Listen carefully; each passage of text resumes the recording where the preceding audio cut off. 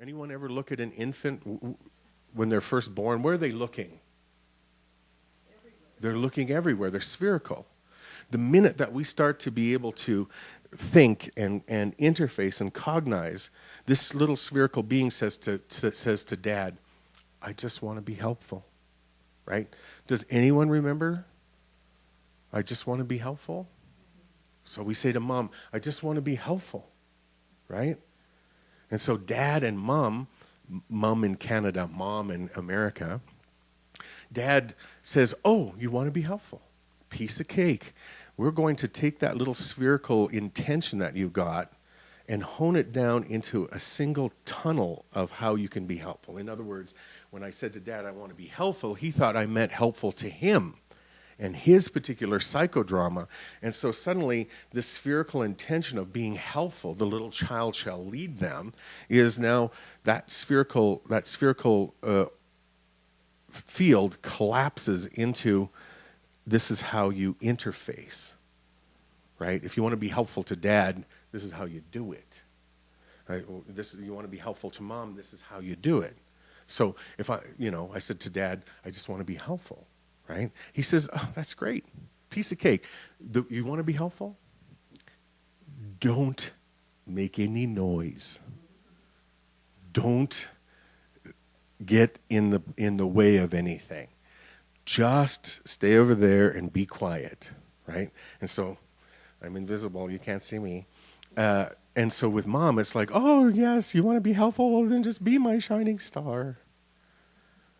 You know, be this larger-than-life character. As I said, I could speak quite young, right? And so my mom would dress me up in a little suit and put me up on the table in the booth at our local cafe, and I would sing. You know, I have Leo Rising, right? I have Leo Rising. I don't know if you guys know what that means. And so there's all these stories of me just as this little tiny guy with a little suit. And I actually have a photograph of it, you know. And I would sing, I'm a Little Teapot. Rotten Robert is my uncle. That's his nickname, Rotten Robert. And so you wouldn't know it was his nickname because everybody calls him Rotten Robert. And I wonder how he got that nickname. Well, so Rotten Robert, every time he would get loaded on whatever particular medication, he would come up to me and he'd say, you know, do a little teapot for us. And so you know, he was the youngest son of a large family, and he was the pet of my dad's family. So he's the youngest of my mom's family and the pet of my dad's family. And so suddenly a grandchild is born to both families, and he's now... So Rotten had some trouble with that. But anyways, and so the key here is that I was shown that this is a legitimate way to part this veil by finding out how it is that we are in a habitual limitation based on this deal we cut with our parents so that we would behave in a certain way and be helpful in a certain way for the rest of our lives, sacrificing our spherical ability into these two patterns of superiority and or inferiority, right? So if I act from my dad's position, I'm superior. I walk around going, and my dad had it really simple. Do what I say or I'll punch you in the mouth, right? Dad was a pretty serious character. You know, he was, my father is Native American. And so, and it was a pretty rough place for somebody like that. And he was alcoholic, and he died actually of cirrhosis. And so, whereas my mom is just this, I don't know how else to describe her, as just the most wonderful sort of mother that you could kind of ask for, you know, just long-term, long-haul, whatever. But also with the expectation that you're going to be the next baby Jesus. So, it's a little bit tricky because that would make her Mother Mary. But, and so the point here is that that it really is the methodology of man, know thyself, meaning know your limitation, and from that limitation, set it aside and know thyself as God. Okay? That's where that goes. And so that particular methodology is one that is there for us. And it's legitimate. So the jarhead one is legitimate because if you get hit in the head by lightning or you have a heart attack or you die in your crib of crib death, it knocks you out of your egg. And for a minute that veil parts, and then you come out and you have this experience. And the problem is that people who have this, that when they go back into their body, that veil closes again, and there's a tendency to interpret everything through the pattern of self-deception that you've got, right? So there's a lot of people who have had near-death experience and immediately take that spherical glyph that basically is a three-dimensional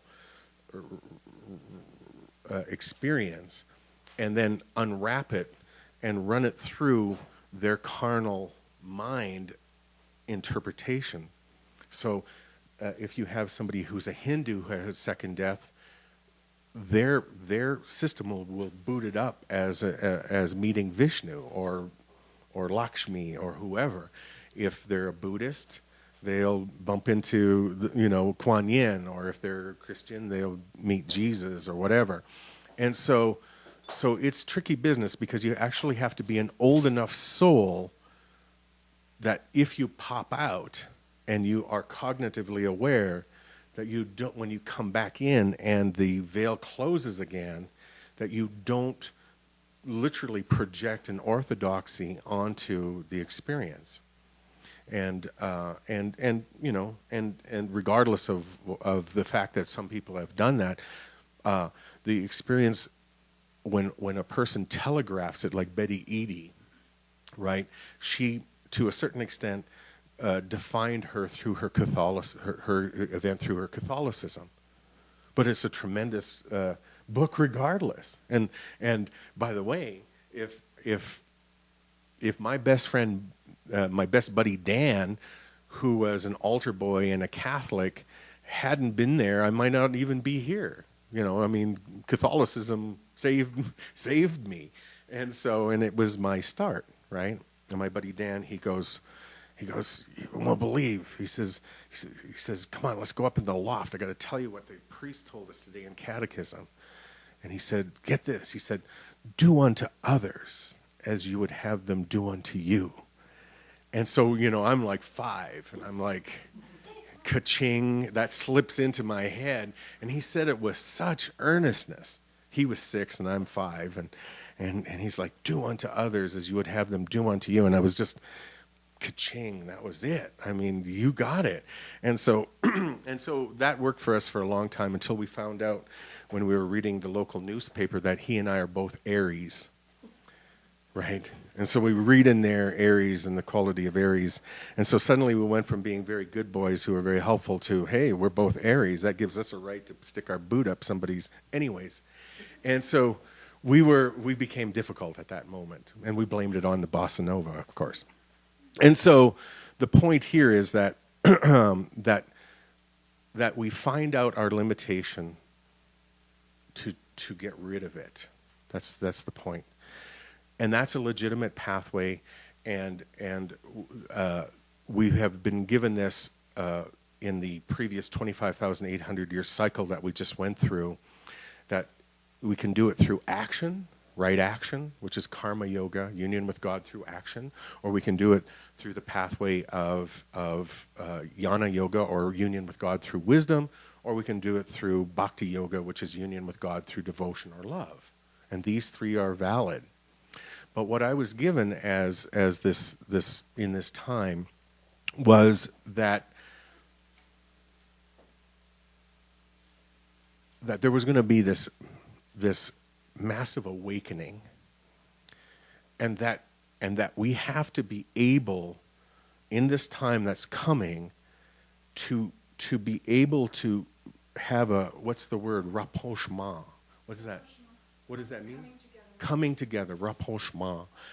Coming together with each type, that we have to have that pathway pattern in us so that we don't have an antithetical response to somebody that God's going to send to us because they're not walking the particular pathway of union with God that we have a habituated history with from past lives. That we have to have all three of these cylinders firing so that the flock that will come to the shepherd who's coming upon us, which is our own Holy Christ self and sponsoring master, that we don't have a sour note for those who simply represent our lowest plume and the way that we do not believe is proper for union with God because it's our lowest plume and we've had pain there. And the truth is, and I was going to say that earlier and I was like, well, whatever, is that when we start to raise our lowest plume, right, in our threefold flame, because we're working out the various aspects of our psychology and so if our lowest plume is the blue plume, then what happens is that we raise that plume up by holding strong our tallest plume. So for me, my blue plume is my lower plume. I have a tall pink plume. My secondary is yellow. So I have to hold strong to that pink plume and do things with love and then bring this thing up. But when I bring up the blue plume, an extraordinary thing occurs, that blue plume is held basically, as Therese said, because of things we've done down. But it's also true that if you bring up your lower plume, all of the stuff that's in the repression of that plume will start to act through you in that moment, right? You start to have the thoughts and the feelings that are so very powerful, and they go out to this cocoon and feed right back to us. And literally we're going, okay, so I'm going to bring up this lower plume, but the minute I do that, I behave worse than if I just stay in my core competency in my tall plume. And plus, because people are watching me and people are looking to me to have some answers, if I goof up, so I have I have to stay strong and people are watching, I'm supposed to be a shepherd. And so it's a very difficult sort of thing to be able to discharge this energy that seems to be our thoughts and feelings when it comes up as a result of activating that lower plume, and to have it so that when we misbehave and people see us, that we discharge it as a humbling rather than a humiliation, no matter what the people say, no matter what is happening out there as a result of us goofing up, right? We say to ourselves, humiliation comes from pride. Pride comes from the fallen angels. Humbling comes from Christ. Christ said, through my great weakness, I can do nothing. Through my great weakness comes my great strength, for I know I can do nothing but through the Father who has sent me. Right? And so it's very important for us to know the difference between humiliation and being humble or humility. And one originates from pride, does not come from God. Humiliation does not come from God. To be humble and to have humility comes from the presence of Christ. And so the only way that we can actually do that is to be in this place of impersonality, to be the loving Father.